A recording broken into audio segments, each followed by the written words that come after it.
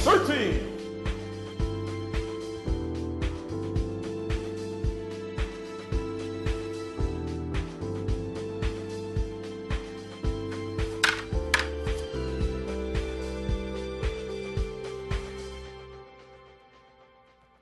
In a lot of ways, I started off doing what I was doing to prove that a lot of the things that are fundamental to Chinese martial arts are still applicable to fighting all the time.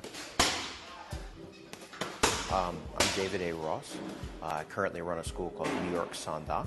I've been teaching for 25 years in New York City, and in the last 10 or 15 years, I'm probably known most for producing fighters.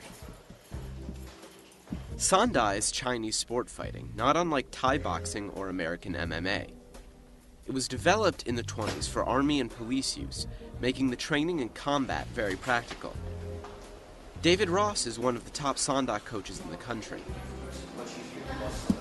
While the direct training and coaching style may look nothing like traditional Chinese kung fu, much of David Ross's techniques come from the years he spent training with his Chinese Sifu, Chan Tai San, in the art of Lama Pai. I tell people, if you think of what I teach as a body, the core, the muscles, the connective tissue, and the skeleton, a lot of it is still the Chan Tai San's teachings. You have Ji, which is to intercept. You have Sin, which is evasion or avoiding. We have the 7-star footwork, which is using angles. All these things I teach and still teach my students every day. Just because we don't wear traditional Kung Fu uniforms, don't speak Chinese terms, and don't do the forms particularly, doesn't mean that what we're doing isn't related integrally to the same things that my teacher did, his teacher did, and Wang Yunlum, the great grandmaster, did. Chan Tai San was an extremely practical fighter who had gone through years of hard training in fighting since his youth. He was an orphan, so he was raised in a monastery where they had a lot of orphans. He wasn't a monk, but he was raised in a monastery. They trained every day. They trained consistently.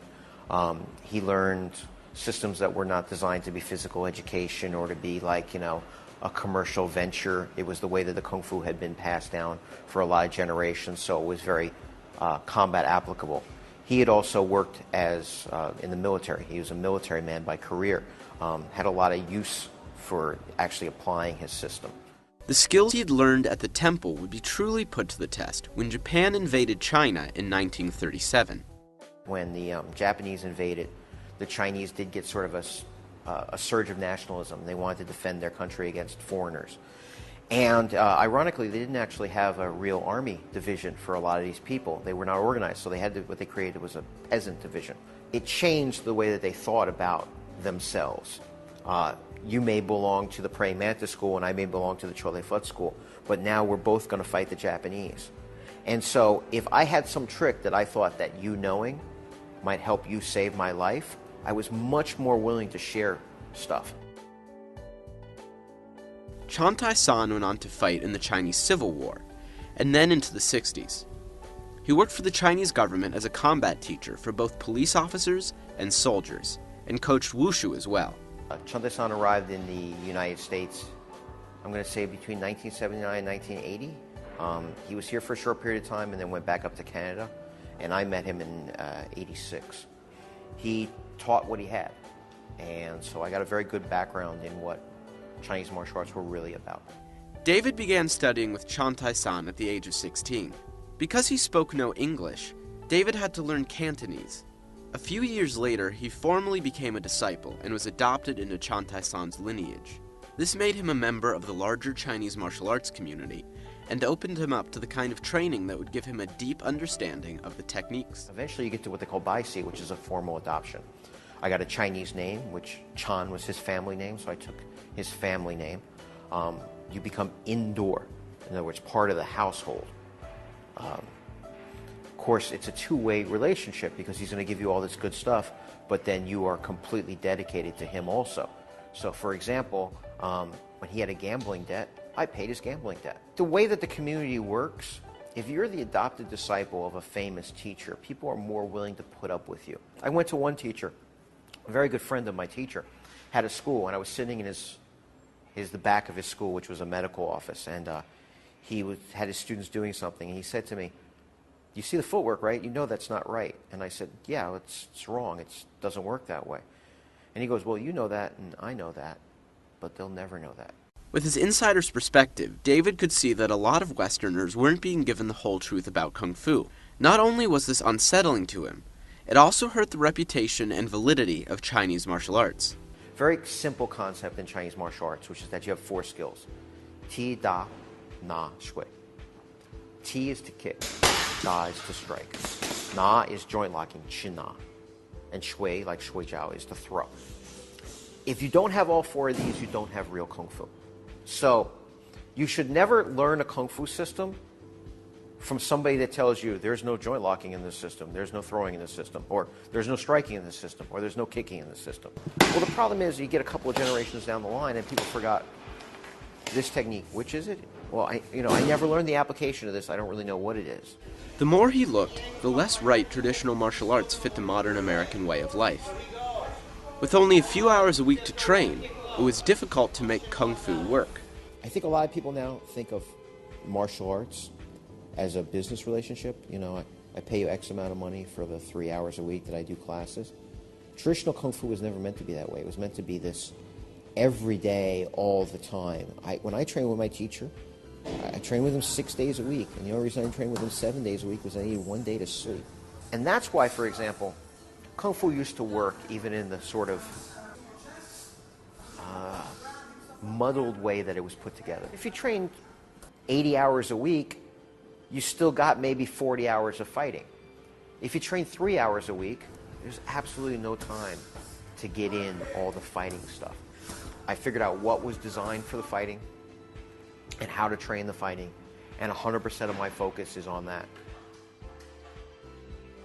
With this, David's interests began to move from the traditional world into the far more direct world of Sanda. Although what he teaches may be different, in some ways he's still like his Chinese Sifu, Chan Tai San. I tell people, if you're in my basic classes, and right now I offer a program that has people that just want to get into good shape and have fun, I'm completely different with those people. I'm friendly, I'm nice, I'm supportive. It might be your job, it might be the subway, it could be me. Remember, you're welcome to curse me out on Facebook, but you just have to tag me so I can read it. If people come to me and they want to be a fighter, if they really want to learn the whole system, I don't know what word I can use. I'm a bit of a prick. I'm going to step in, punch. Although what he teaches now may be different, in some ways he's still much like his Chinese Sifu, Chan Tai San. David now trains fighters for competition in every type of sport fight available. Sanda is often compared to Muay Thai for their similar directness and use of limbs in striking. However, they are different in a few key ways. Sanda and Thai in the ring are very similar. Intellectually, they're worlds apart. In Thai boxing, you can't get in and just box, just throw punches. Unless you knock the guy out, you're not going to win the match. In Sanda, if you're boxing and your boxing is working, you'll win the match. Because again, in a battlefield, in a real fight in the street, nobody says you have to throw knees to win, you have to throw elbows to win, you have to throw kicks to win. It's whatever you need to win. I've been doing this for about 3 years. I learned about this gym through my brother, who was a member for about 7 years now.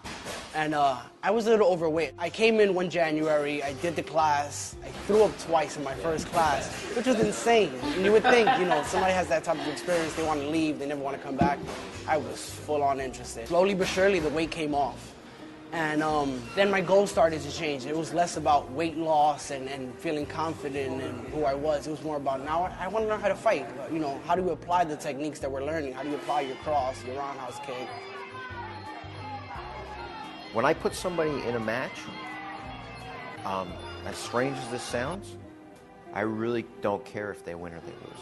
Obviously, it's about developing your martial arts skills, but it's also about developing yourself as a human being, as a person. You confront yourself in a match.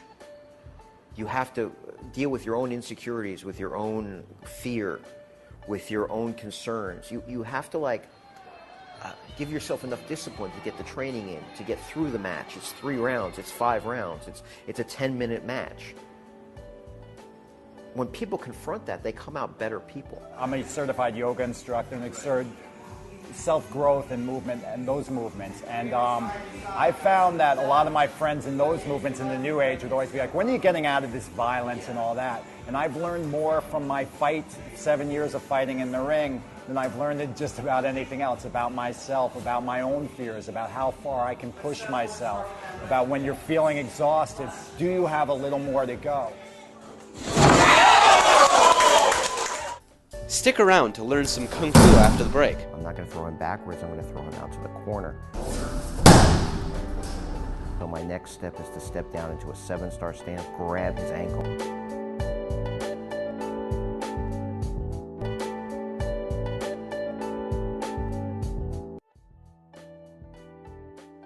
All right, the first technique we're going to demonstrate is a kick catch into a sweep.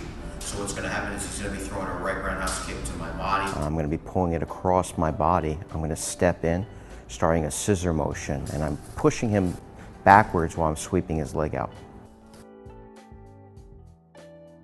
So he's throwing the cross. I'm angling off. I'm going to slip it and throw a counter cross. It's going to create an opportunity for me to grab him and throw a knee into his body.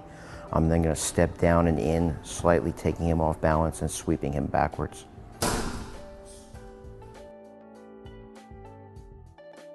So I'm fighting with my sensitivity. Here I'm showing how I would apply the push hands principles, which is attempting to get to the indoor area in order to control him. Here I'm blocking his knee. I'm going to step out in order to get a more dominant angle. I'm not going to throw him backwards, I'm going to throw him out to the corner.